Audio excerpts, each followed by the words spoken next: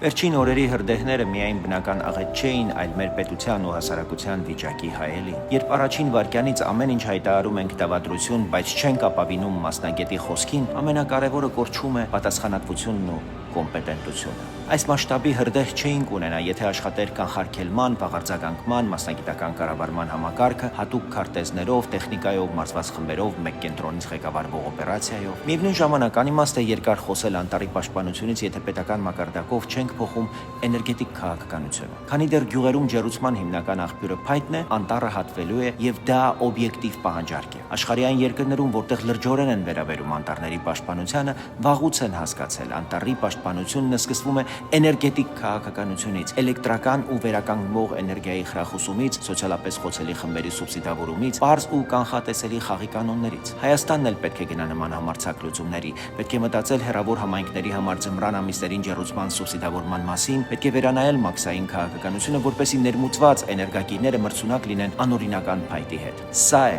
ռազմավարությունը՝ պրոֆեսիոնալ կանխարգելում, ազնիվ վիճակագրություն, երկարաժամկետ էներգետիկ լուծումներ եւ ամենից առաջ պետության, համայնքների ու քաղաքացիների համատեղ պատասխանատվություն։ Անտառն ինքն իրեն չի պաշտպանվում, կամ մենք ենք նրան պաշտպանում ու փոփոխում համակարգը, կամ հաջորդ հրդեհը ոչ միայն անտառն է այրելու, այլ հերթական անգամ մեզ է դատելու որպես պետություն եւ հասարակություն։